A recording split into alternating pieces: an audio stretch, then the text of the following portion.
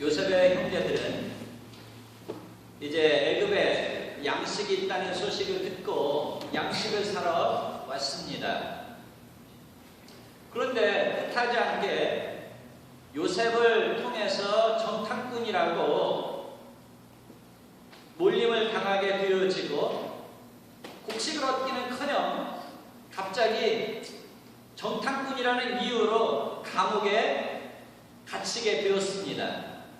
감옥에 3일 동안 갇혀서 이제 자기 자신들을 돌아보게 되어졌을 것입니다.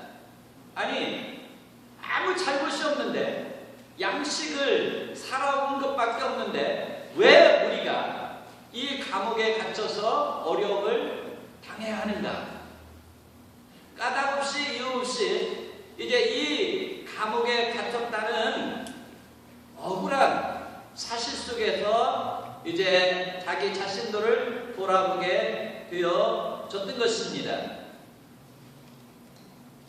사실 이 요셉이 형제들을 억울한 누명을 씌워서 이렇게 감옥에 갇힌 이유가 무엇일까요? 지난 시간에도 우리 같이 생각했던 것처럼 자기 자신을 돌아보게 하기 위해서 감옥에 갇히게 했던 것입니다. 사실 요셉이 형제들에게 애굽의 노예로 팔릴 그런 못된 짓을 한 동생이 아니었는데 갑자기 이제 묶임을 당하게 되어지고 깊은 구덩이에 빠뜨림을 당하게 되어지고 애굽의 노예로 팔리게 되어졌던 것입니다. 이유 없이 까닭 없이 그런 억울한 일을 당했던, 그런 일을 했던 그 형제들이 자기 자신들을 돌아보게 하기 위한 요셉의 이 형제들을 사랑하는 방법, 사랑하는 과정이었던 것입니다. 자, 그러고 나서 이제 사흘이 지났어요. 18절 말씀을 보면 사흘 만에 그들이 곡식을 사러 왔다가 감옥에 갇혀서 이제 사흘이 지나고 나서 그 말이죠.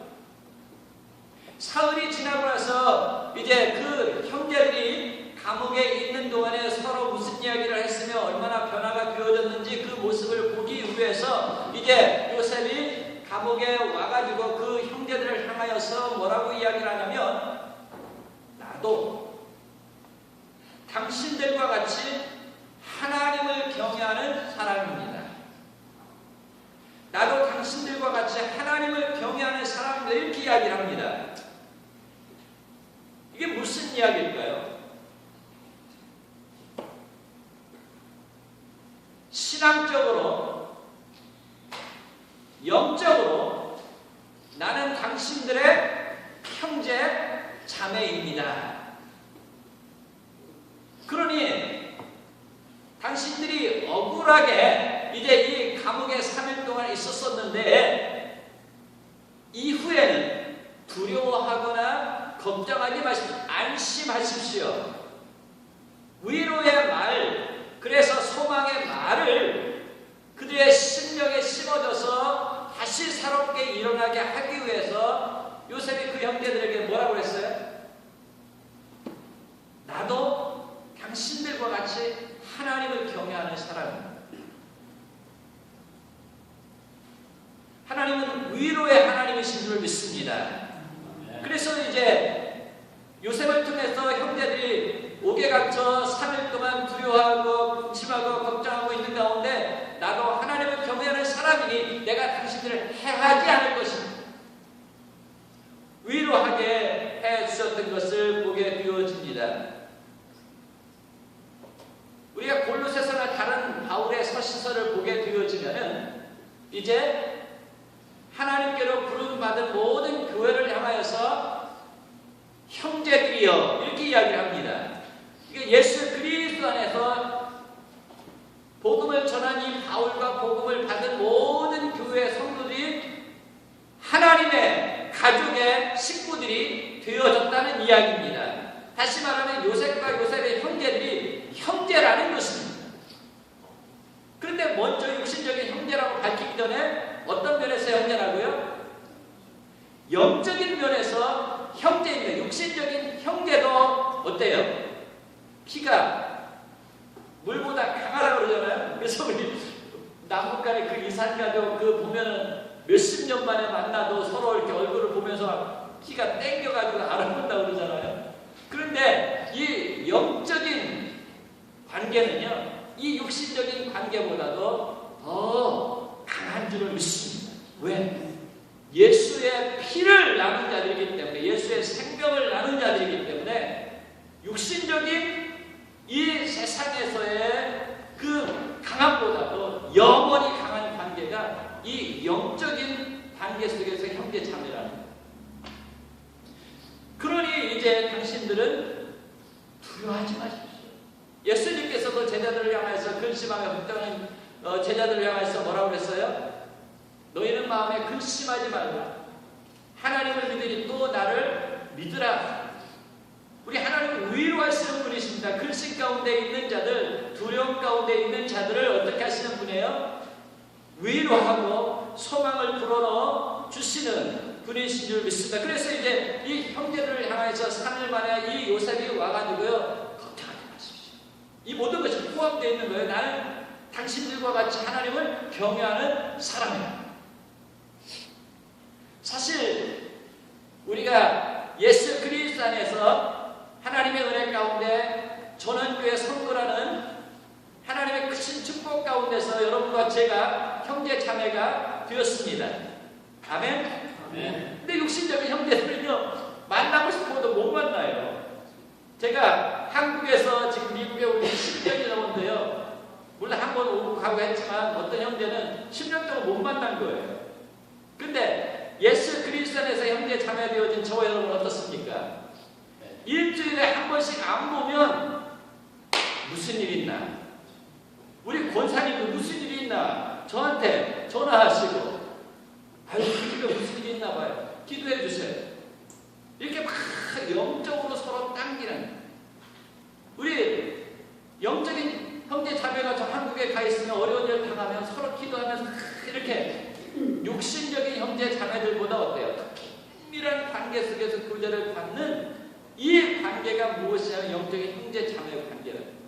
그러므로 이 요셉이 육신적으로는 내가 요셉입니다, 당신들의 형제입니다, 피붙입니다, 살붙입니다 이렇게 하기 전에 그것보다도 더 강력한 하나님의 은혜 가운데 당신과 나는 뗄래 뗄 수 없는 하나님 안에서의 형제입니다 이렇게 하죠.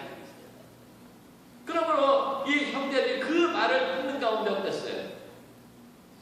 마음에 어둠이 확 무거운 짐이 하늘을. 자, 그러면서 이제 이 형제들이 서로 자기 자신들을 돌아보면서 우리 본문 말씀에 보면 지난날 과거들 속에서 잘못한 것을 회개하는 과정들이 나오게 되어지는 것을 보게 되어집니다.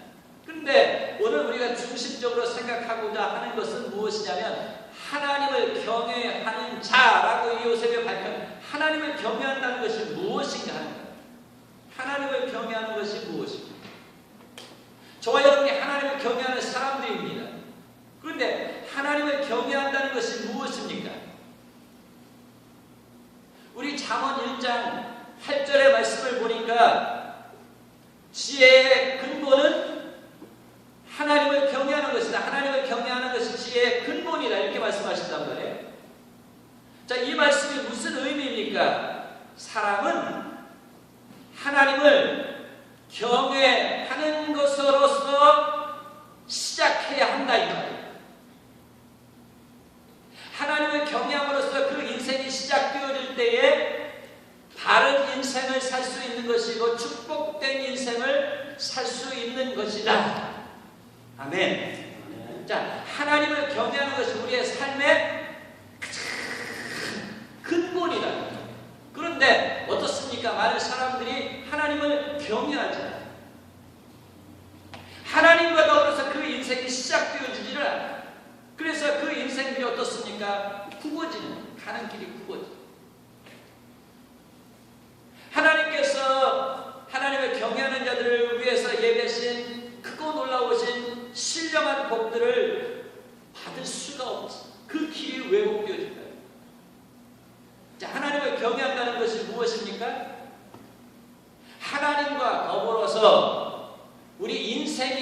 되어질 때에 바른 인생, 축복된 인생을 살게 되어진다.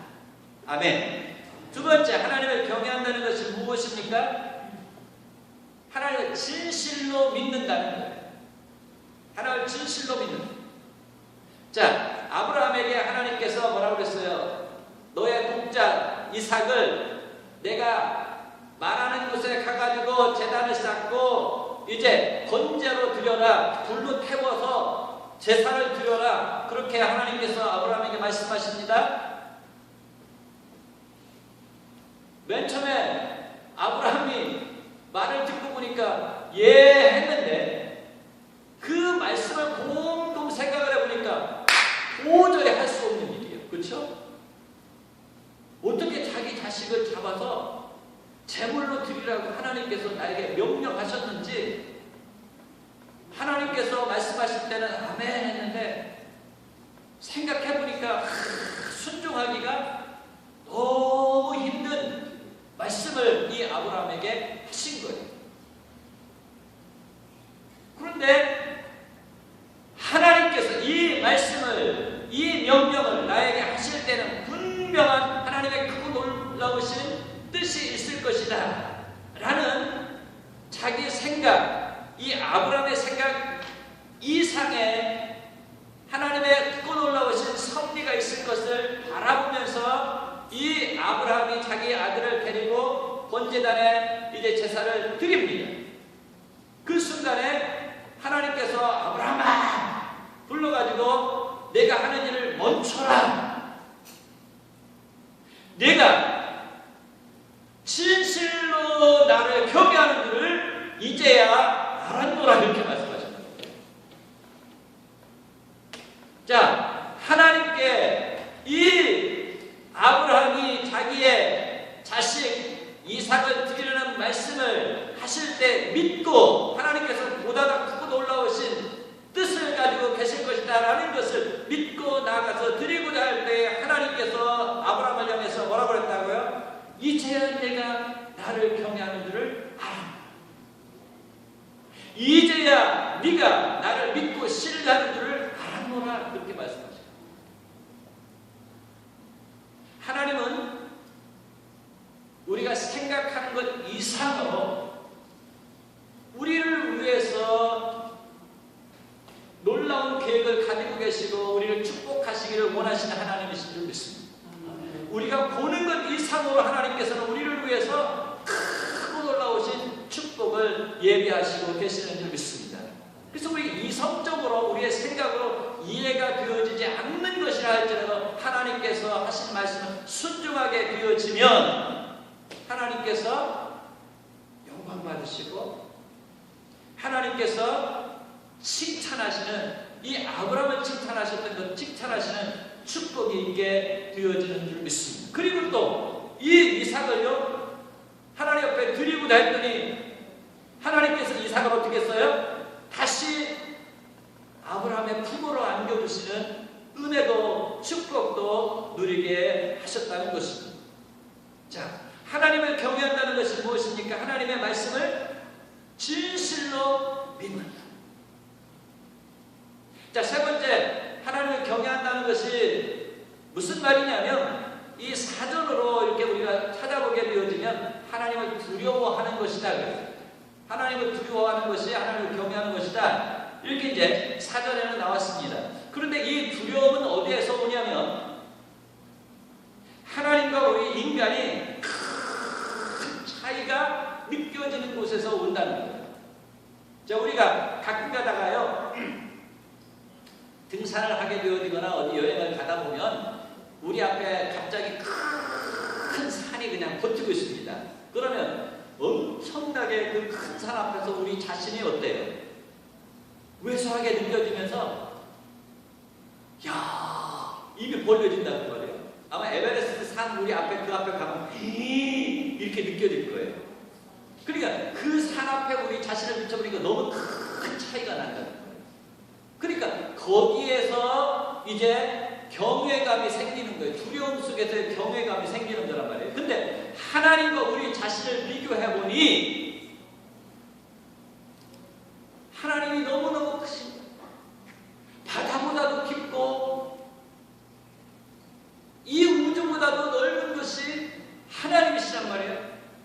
그래서 우리가 하나님에 대해서 묵상할수록 우리 자신은 어떻습니까? 점점 작아지고 하나님 크고 위대하게 보이십니다. 그곳에서 우리가 어떻게 무슨 감정이 어떤 느낌이 생기냐면 두려워하는 마음이 생긴다. 그래서 하나님을 경외한다는 것은 두려워하는 것이다. 근데 이 두려워하는 것은 무서워서 공포 가운데 두려워하는 것이 아니라 너무 큰 위대하심 앞에서 우리 자신이 너무 작게 느껴지는 가운데서 오는 그 두려움이에요. 그러니까 너무 크게 보이니까 우리가 두려움 가운데서 하나님을 어떻게 합니까? 경외합니다. 이 두려움 가운데 또한 그분이 하시는 말씀에 대해서 순종하게 되어지는 거예요. 그분 앞에서 겸손하게 되어지는 거라는 거예요. 그래서 이게 두려움이에요. 자, 하나님을 경외한다는 것이 무엇입니까, 여러분?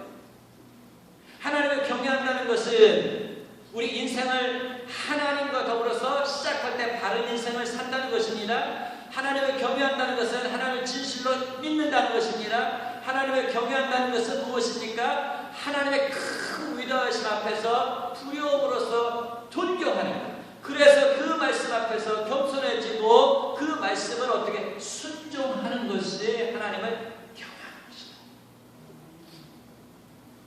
자, 하나님을 저와 여러분이 경외하는 자들 되어질 수 있기를 바랍니다. 하나님을 경외할 때 우리 인생이 바로 되어질 줄 믿습니다. 축복된 인생이 되어질 줄 믿습니다. 믿음의 역사를 통해서 하나님께서 영광 받으실 줄 믿습니다. 하나님을 경외하는 사람을 하나님이 어떻게 축복하실까요? 요셉이 샘플이에요. 요셉이 애굽에 노예로 팔려갔지만 하나님께서 이 요셉이 하나님을 경외했단 말이에요. 오늘 지금 형제들 앞에서 고백하는 것처럼 나는 하나님을 경외하는 사람입니다. 근데 지금 형제들 앞에서만 하나님을 경외했던 요셉이 아니에요. 그렇죠? 요셉이 애굽에 팔려올 때 보디발 집에 있을 때도 요셉이 하나님을 어떻게 했어요? 경외했어요. 억울한 일 당해가지고 저 감옥에 내려갔지만 그곳에서도 이 요셉은 하나님을 어떻게 했어요? 경외했어요. 총리 대신이 됐을 때도 요셉은 하나님을 경외했어요. 애굽의 모든 백성들이 지금 요셉의 말 한마디에 어떻게 해요? 오늘은 잘 먹을 수 있고 또 내일은 어떻게 될지 모르는 그런 상황입니다. 그렇게 높은 자리에 있는 가운데서도 이 요셉은 어때요? 하나님을 경외하는 사람이라고 고백했다. 오늘 우리가 찬양할 때 그랬어요. 우리가 어떤 상황에서 나는 예배하네. 요셉은 어떤 상황에서도 하나님을 경외했다. 하나님을 경외하는 자를 하나님이 어떻게 하셔요? 요셉처럼 축복해 주시는 줄 믿습니다. 우리가 하나님을 잘 경외해서 요셉처럼 축복받는 저와 여러분 되실 수 있기를 바랍니다. 자, 그런데 하나님을 경외하는 자의 삶의 특징이 있습니다. 그것을 오늘 본문을 통해서 우리에게 말씀해 주시고 있는데요. 하나님을 경외하는 자의 삶의 특징이 무엇이냐면 우리가 18절부터 20절 말씀 이 요셉의 말을 통해서 볼 때에 요셉은 생명을 사랑하는 사람입니다. 하나님을 경외하는 사람은 생명을 사랑합니다. 그래서 요셉은 그 형제들에게 말합니다. 나는 하나님을 경외하오니 너희는 이같이 하여 생명을 보존하라. 너희 집안에 군주님을 구하고 너희 가족이 그렇게 하면 죽지 아니하리라. 요셉은 사람을 어떻게 해요? 살리는 사람이에요. 하나님께서 주신 그 권세를 가지고 하나님께서 주시는 그 명예를 가지고 하나님께서 주신 그 부를 가지고 무엇하는 곳에 썼어요? 사람을 살리는 데 썼다. 자, 하나님께서 우리 교회 333의 비전을 이루어 주시고 하나님께서 기뻐하시는 훌륭한 하나님의 자녀들이 나오게 되어질 때에 하나님께서 그들의 축복과 그들의 권세와 능력을 통해서 하나님께서 생명을 살리는 역사들이 있게 해주시기를 원합니다. 사실 이 요셉의 형제들은 요셉을 시기와 질투 가운데 애굽의 노예로 팔았지만 요셉은 그 모든 일을 하나님의 섭리 가운데 되어진 것이라 믿으면서 지나온 22년의 모든 과정들을 하나님 앞에서 재해석했던 거예요. 새롭게 해석했어요. 그랬더니 요셉이 팔린 것도 요셉에게 뭐가 됐어요? 은혜가 됐어요. 하나님 앞에서 하나님이 하신 그 모든 일들을 생각하기 전에는 형제들이 어땠어요? 미웠어요. 어떻게 이럴 수가 있나? 그랬는데 하나님 앞에서 지금까지 지나온 모든 일을 생각해 보니까 형제들이 자기를 애굽에 팔아준 것도 은혜가 되는 거예요. 축복이 되게 하셨어요. 하나님은 모든 것을 합력하여 어떻게 하시는 분이에요? 선을 이루시는 분이라는 것을 이 요셉이 깨닫게 되어졌던 것입니다. 그래서 이제 이 요셉은 하나님께서 주신 그 축복을 가지고 이제 요셉이 그 자기 아버지 집안 모든 식구들을 어떻게 먹여 살리려고 하는 거예요. 먹여 살리려고 이제 마음에 작정을 했기 때문에 그 형제들을 향해서 뭐라고 그랬어요? 나는 하나님을 경외하는 사람이다. 그러므로 두려워하지 마십시오. 그리고 이제 이곳에서 곡식을 사가지고 가서 당신들 굶주리고 있는 모든 집안 식구들을 살려시키고. 그런데 참 하나님께서 이제 이 요셉의 애굽에 살았지만 하나님께서 이제 이 요셉에게 애굽식 이름을 줬잖아요. 애굽 왕을 통해서 줬잖아요. 뭐예요? 사브렛 바나야라는 거예요. 사브렛 바나야의 이름의 뜻이 뭐예요? 세상의 구주라는 뜻이에요. 생명의 부자라는 뜻이에요. 생명의 주라는 뜻이에요. 근데 참 이방 왕의 입을 통해서 이 요셉에게 이름을 줬지만 요셉에게 딱 맞는 이름을 준 거예요. 자, 하나님께서 이 요셉을요 어떻게 해요? 세상 사람들을 살리는 일을 하는 일을 맡겼어요. 생명을 살리는 일을 하나님께서 맡기셨다는 거예요. 그래서 하나님께 맡은 자가 구할 것은 뭐예요? 충성이라는 거예요. 그래서 충성되게 지금 이 요셉이 하나님이 주신 복을 지금 나누기를 원하고 있는 것입니다. 예수님께서 이 세상에 왜 오셨어요? 생명을 살리기 위해서, 저와 여러분을 살리기 위해서 예수님께서 오신 줄을 믿습니다. 예수님께서 뭐라고 말씀하셨어요? 내가 온 것은 우리로 생명을 얻게 하고 더 풍성히 얻게 하려 함이니라 라고 말씀하셨어요. 자, 그리고 예수님께서요 사람들에게 자기 자신을 밝힐 때에 뭐라고 그랬어요? 나는 생명의 떡이다 그랬어요. 생명의 떡이다. 나는 생수다. 나를 먹고 마시는 자는 어떻게 해요? 목마르지도 아니하고 배고프지도 아니하고 영원한 삶을 얻게 되어질 것이다. 그렇게 말씀하시고 예수님께서 나는 부활이요 생명이니 나를 믿는 자는 죽어도 살겠고 살아서 믿는 자는 영원히 죽지 아니하리라. 예수님이 오신 이유를, 예수님이 오신 목적을 메시지 하실 때마다 자기 자신을 소개하실 때 뭐라고 소개하십니까? 생명을 주러 왔다. 나는 생명의 주다. 생명의 주인이다. 말씀하십니다. 자, 그래서 예수님께서 이제 죽은 자도 살려내신 줄 믿습니다. 저와 여러분도 이제 영원히 살게 하시는 생명도 주신 줄 믿습니다. 그래서 이제 주님 오시는 그날에요 우리가 어떻게 될까요? 살아서 주님을 만나게 되어지면 호련히 변화해서 영원한 생명으로 이제 신령한 몸을 입고 하나님께서 예배하신 그 나라에 들어가게 되어질 줄 믿습니다. 예수님 오시기 전에 우리가 혹시 땅으로 이 육신이 묻힌다면 어때요? 주님 오시는 그 날에 우리 신령한 몸을 또 입어요. 일어나서 자, 그러면서 어떻게 해요? 공중으로 끌어올림을 받아서 그곳에서 주님과 만나서 하나님께서 예비하신 새하늘과 새 땅에 들어가게 하시기 위해서 우리를 영원히 살게 하시기 위해서 하나님께서 예수님을 보내주신 줄을 믿습니다. 자, 그래서 우리 주님께서 교회를 세우셨어요. 주님 오시기 전까지 교회에 사명이 있습니다. 교회의 사명이 뭐예요? 생명을 나누는 일을 하는 거예요. 영원한 생명을 나누는 일을, 하나님의 생명이 무엇인지를 알리는 일을 하는 거예요. 예수 그리스도의 생명을 나누는 일을 하는 거예요. 예수 그리스도의 생명이 어디에 있어요? 복음에 있어요. 복음. 이 복음을 받는 자마다 그 안에 생명이 역사하게 되어지는 줄 믿습니다. 영접하는 자, 곧 그 이름을 믿는 자들에게는 하나님의 자녀가 되는 권세를 주셨습니다. 하나님의 자녀의 생명을 주신다.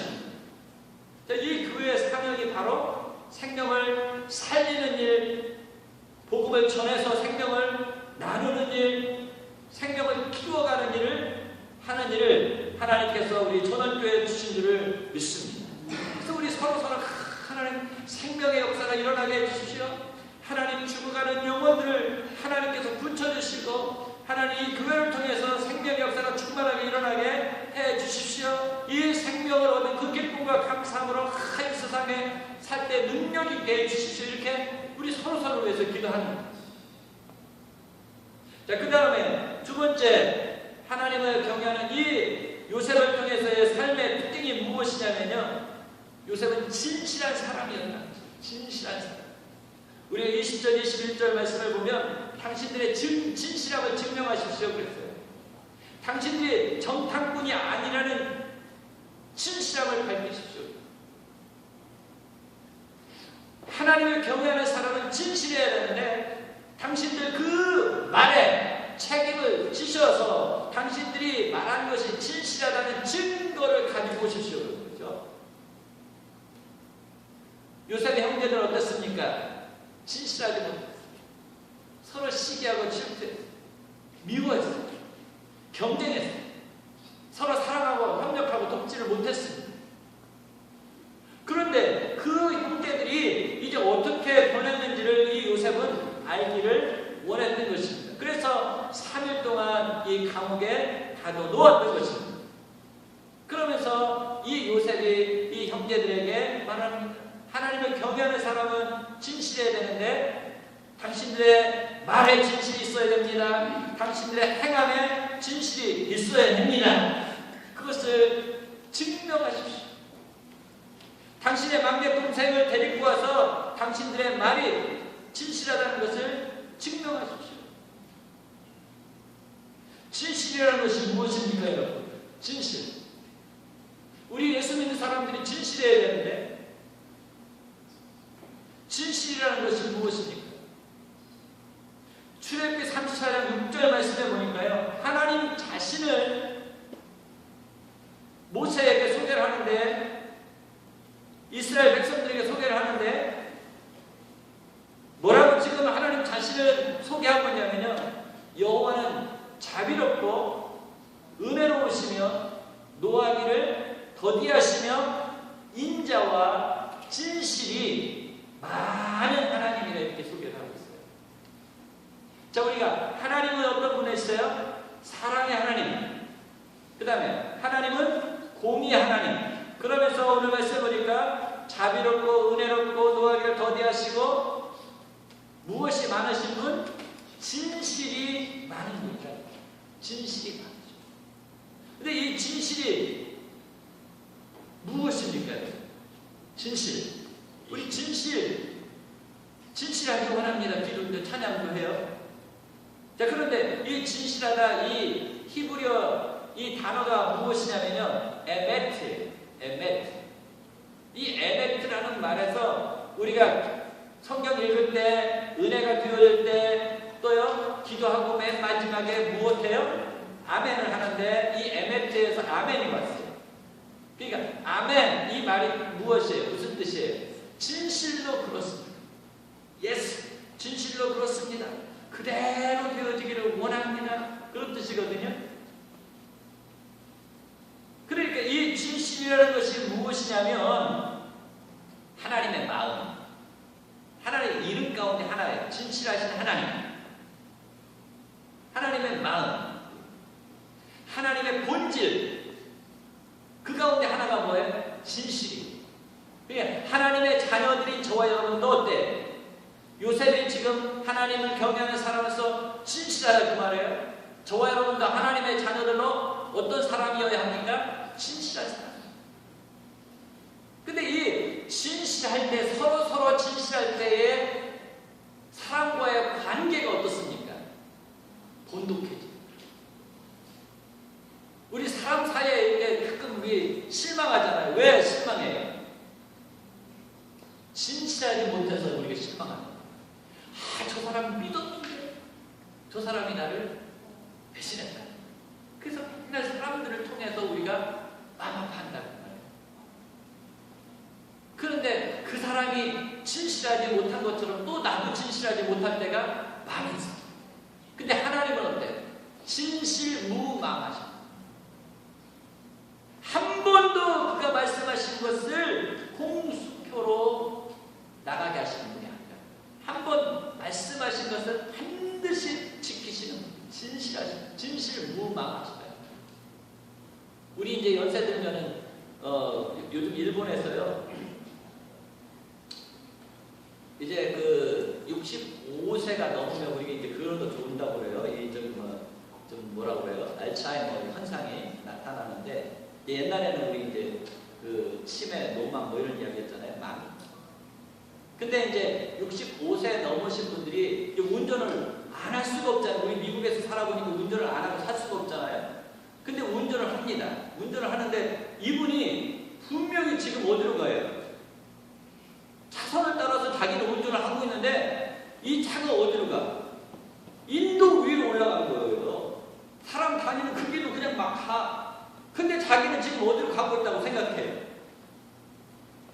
차선으로 가고 있는데 왜 이런 막 이상한 일이 일어난단 말이에요. 왜 이런 일이 일어나?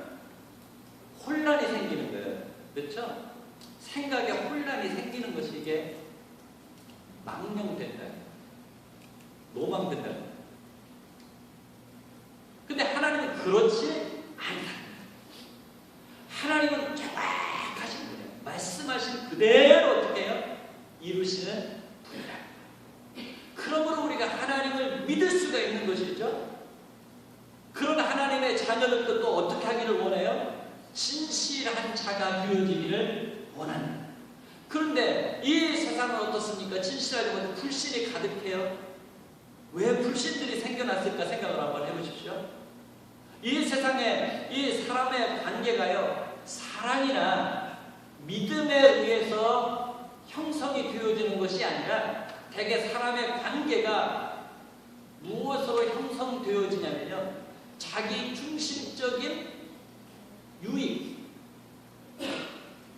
또한 물질, 이것을 바탕으로 해서 인간 관계가 형성이 되어지다 보니까 사람들이 서로 관계 속에서 어때요? 실수하기 싫은데 뭐 때문에 실수하는 거예요? 물질 때문에 실수. 또 무엇 때문에 실수해요? 자기 중심적으로 모든 것을 생각하기 때문에 다른 사람한테 실망을 안긴다. 그래서 요즘은 어때요? 부모가 자식을 못 믿어. 그러니 어떻게 형제가 믿어요?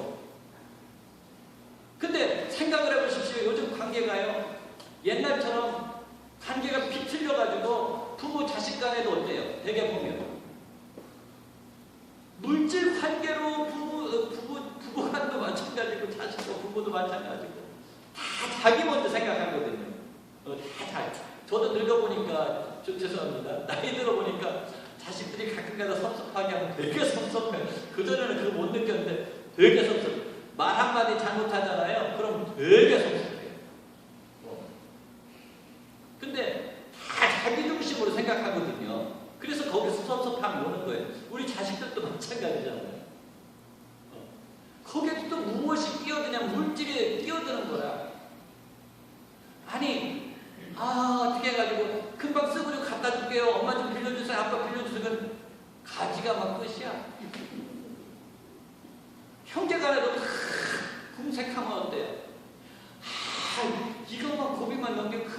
한다는 게. 근데 어때요? 갈 때만 하고 올 때만 하고 틀린 것이 사람 상황이라고. 그래서 우리가 사람을 사랑하지만 좋은 관계 갖고 싶지만 실망하게 만들고 불신이 생기게 만들고 깊이 나아가지 못하게 되어진다 그 말이에요. 자, 그래서 우리가 하나님 앞에서 우리 자신들을 자꾸 돌아봐요. 자꾸 돌아봐요.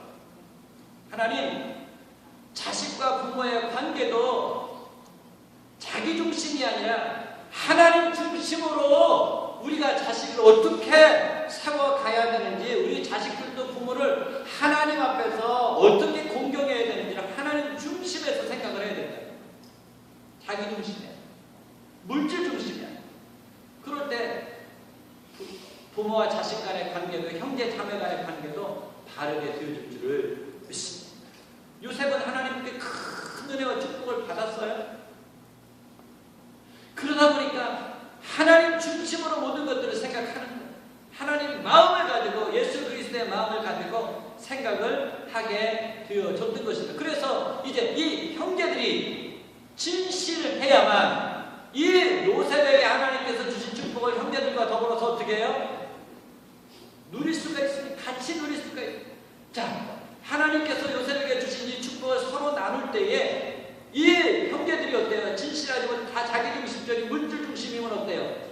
요셉이 누구는 더 사랑하고 누구 자식은 더 살피고 맨날 이런 것만 본다고 말해요. 그럼 형제들이 옛날처럼 불화한다. 그러니까 형제들이 무엇 하기를 원합니까? 진실하게. 하나님 앞에서 하나님의 마음을 가지고 하나님의 성품을 가지고 변화된 모습으로 하나님께서 주신 축복을 나누기를 원해서 진실하기를 원했다. 자, 그 다음에 우리가 21절부터 25절 말씀 보면 하나님을 경외하는 사람의 특징은 무엇이냐? 마음이 뜨거운 사랑입니다. 요셉이 이제 형제들에게 살려달라고 어때요? 눈물을 흘리면서 애원을 했어요. 그런데 어떻습니까? 그것을 매몰차게 뒤로 하고서 부덩이에 빠뜨리고 종으로 팔았다 그 말이죠. 그러니까 이 요셉의 마음에 사실은 형제들을 향해서 그냥 차가운 마음이 생길 수가 있다고. 차가운 마음이 생길 수 있어요. 근데 오늘 요셉이요, 이 형제들이 감옥에 있는 동안에 얼마나 변했나 통역을 통해 가지고 이렇게 보니까 지난날에 자기들이 잘못한 것을 우리가 이 감옥에 있게 되어진 것은 옛날에 동생이 살려달라고 막 애걸할 때 돌아보지 않고 그 동생을 노예로 팔았던 그것을 하나님께서 우리에게 벌 주시는가. 내가 그렇게 하지 말라고 너네들 왜 그랬어? 우리가 그렇게 하지 않았어야 되는데 형제들이 막 이런저런 이야기를 한단 말이에요. 근데 요셉은 못 듣는 척하고 있는 거죠. 그런 이야기를 하는 것을 듣고 있다 보니까 요셉의 가슴이 어때요? 뜨거워서 사람의 이 가슴이 뜨거우면 무엇이 나와요? 눈물이 나와요. 가슴이 뜨거워가지고 형제들이 하는 말을 듣고 있는데 내가 요셉입니다 밝히고 싶은데 아직 그럴 단계는 아니고, 그러니까 요셉이 잠깐 피했어요. 피해가가지고 실컷 본 거예요. 하나님의 은혜는 크고 놀랐습니다. 하나님이 나를 축복해 주시니 저희 형제들도 이렇게 많이 깨닫고 변화가 되어지게 해주셨군요. 하나님 감사합니다. 감사합니다 하면서 실컷 울고서 돌아왔어요. 그러니까 한 번도 이제 안 온 것처럼 딱 하고서 어떻게 했어요? 형제들이 보는 가운데 시몬을 딱 불러내가지고 형제들이 보는 가운데 어때요? 결박했어요. 그 결박하는 것을 보면서 사실 이 요셉이 옛날에 지금 모든 잘못된 것을 깨닫게 한단 말이에요. 자, 요셉을 결박해가지고 어떻게 했어요? 구덩이에 빠뜨린 거예요. 그런 다음에 노예로 팔았잖아요. 그러니까 그런 모든 것들을 통해서 형제들이 다 과거를 돌아보게 합니다. 성령님께서 우리에게 은혜를 주실 때요, 그래서 회개하게 하시고 눈물 나게 하시고 은혜 주실 때 어떻게 하시냐면요, 우리 지난날의 잘못들을 돌아보죠. 우리가 회개가 왜 안 되냐면 내가 죄인인 것을 모를 때 회개가 안 되거든요. 내가 죄가 없다고 생각할 때 회개할 것이 없는 거예요. 근데 우리의 자신이 얼마나 큰 죄인인가 하는 거, 하나님의 말씀에 순종하지 않는 것이 큰 죄인이에요. 하나님의 뜻대로 살지 않는 것이 큰 죄예요. 하나님께서 부모에게 공경하라고 했는데 공경하지 않는 것이 큰 죄예요. 하나님께 예배하라고 했는데 예배 잘못 드리는 게 큰 죄예요. 우리가 자녀들의 마음을 아프게 한 것도 큰 죄예요. 형제 자매간에 잘못 지낸 것도 큰 죄예요. 그런 저런 것들을 돌아보니까 회개할 것이 생긴다는 거예요. 그래서 하나님 잘못했습니다. 자기가 잘못한 것을 알고 하나님 앞에 손들고 회개할 때 하나님께서 은혜를 주시고 가슴을 뜨겁게 하시고 눈물 나게 하시고 통에 자복하고 나면 어때요? 하나님께서 주신 큰 평화가 옵니다. 그래서 이 형제들이 보는 가운데 시몬을 데려가지고 결박해요. 그리고 남은 형제들은 어떻습니까? 곡식 자루에다 곡식을 다 채우고 종을 시켜가지고 돈도 그 자루에다 다 집어넣게 해가지고 이제 고향으로 돌려보내는, 그러면서 그 곡식을 가지고 모든 형제들과 가족 식구들이 먹고 살 수 있도록 보내는.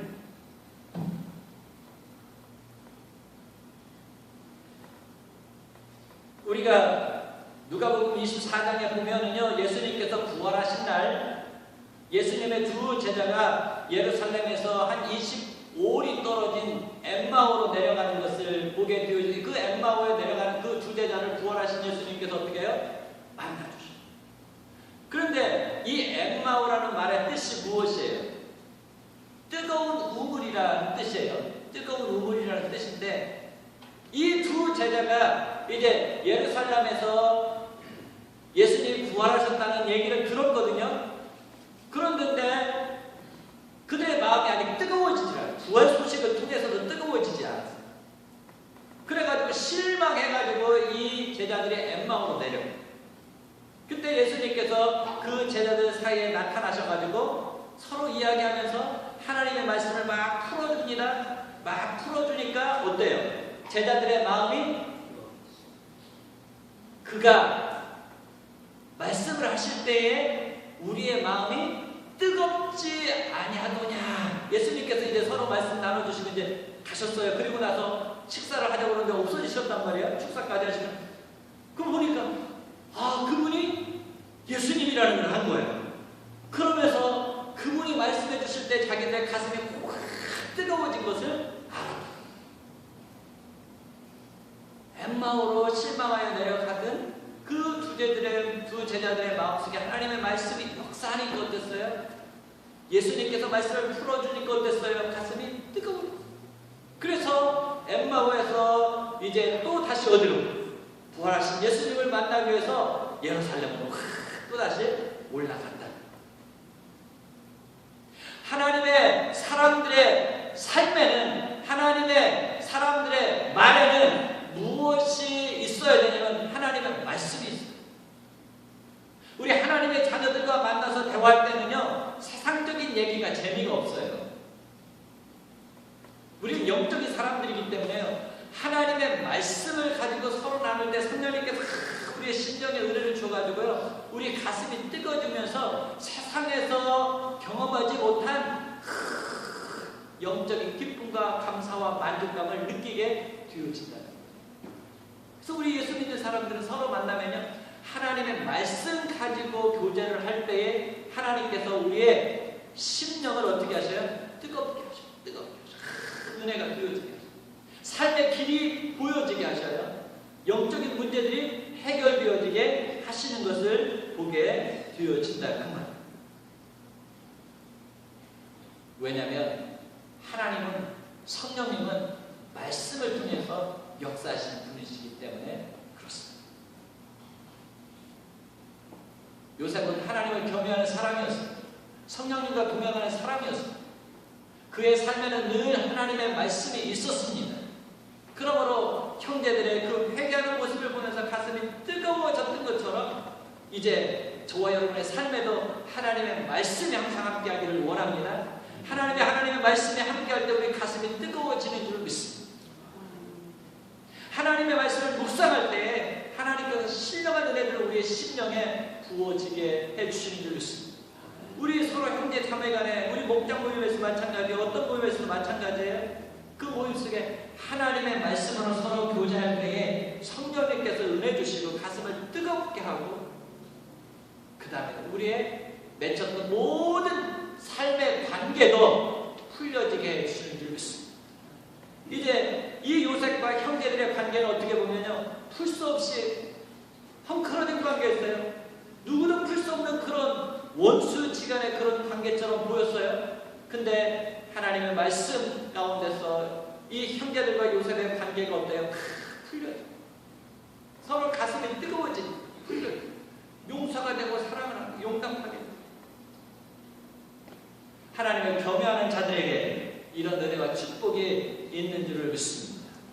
자, 하나님을 경외하는 자의 삶의 특징이 무엇입니까, 여러분? 하나님을 경외하는 사람의 삶의 특징은 생명을 사랑합니다. 생명을 살려. 그 다음에 하나님을 경외하는 사람의 특징은 무엇이에요? 진실. 진실. 그 다음에 하나님을 경외하는 자의 삶의 특징은 무엇이에요? 가슴이 뜨거운 사람. 모든 사람을 사랑하고 품는 사람이라 그 말이에요. 이런 은혜와 축복이 우리 하나님의 백성인 우리 전원교회 성도들의 삶에 지금부터 영원까지 함께 하시기를 축원합니다. 우리 다 같이 자리에서 일어나서 우리 540